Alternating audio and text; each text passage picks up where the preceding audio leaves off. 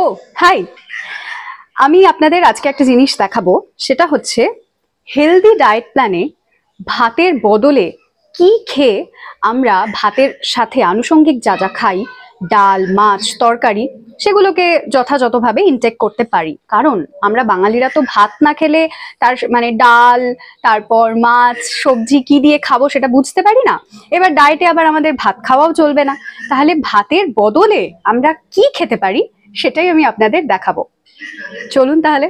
দ্বীপ্রাহরিক লাঞ্চে ভাতের রিপ্লেসমেন্ট হিসেবে আমি নিয়ে নিয়েছি ডালিয়া। এটাকে আমি ৩-৪ বার পরিষ্কারভাবে ধুয়ে নিয়েছি। তারপর এখন ১৫ থেকে ২০ মিনিট জলে ভিজিয়ে রাখবো।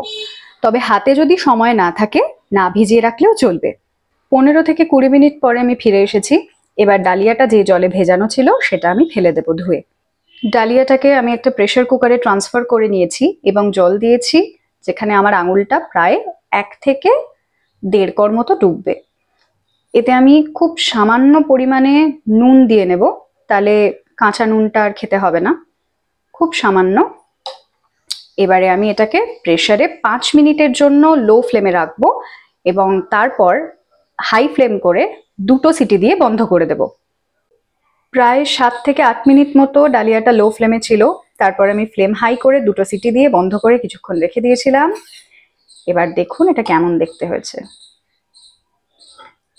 বাহ,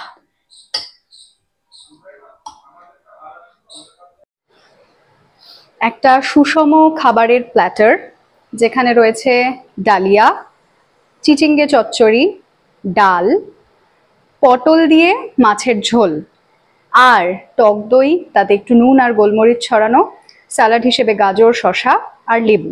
এবার যাদের ডালের সাথে কিছু একটা লাগেই, তারা ভাজাভুজিটা স্কিপ করে পাঁপড় শাঁকা নিতে পারেন।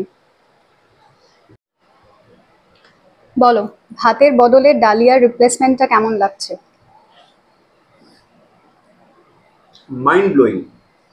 আসলে যেভাবে তুমি দিয়েছো, এটা দেখেই এরকম তুমি ৭ দিন দিলে আমার ৭ কেজি ওজন কমে যাবে।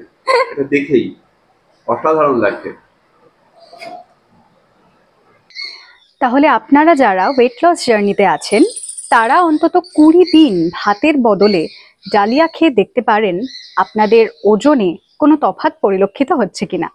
তবে হ্যাঁ, একেবারেই কার্বোহাইড্রেট ছেড়ে দেবেন এটা করবেন না। কারণ আমি যখন ডায়েটিং করছিলাম তখন আমি টানা ২০ দিন কার্বোহাইড্রেট না খাওয়ায় ২১ দিন থেকে আমার স্কিনের খুব সমস্যা হচ্ছিল। আবার যখন আমি সপ্তাহে মাঝে মধ্যে ভাত খেতে শুরু করলাম, সেই সমস্যাটা নিজে থেকেই চলে গিয়েছিল। তো কার্বোহাইড্রেট আপনারা ভাত না খেয়ে পর্যাপ্ত পরিমাণ আলু খেয়ে সেটাকে ম্যানেজ করে নিতে পারেন, কিন্তু একদম কার্বোহাইড্রেট অফ করে দেবেন না। ভিডিওটা ভালো লেগে থাকলে আমাদের চ্যানেলটা সাবস্ক্রাইব করে দেবেন। আর যদি এরকম আরো ডায়েট রেসিপি বা ডায়েট সম্পর্কিত কিছু জানতে চান, তাহলে অবশ্যই কমেন্টে জানাবেন। Thank you.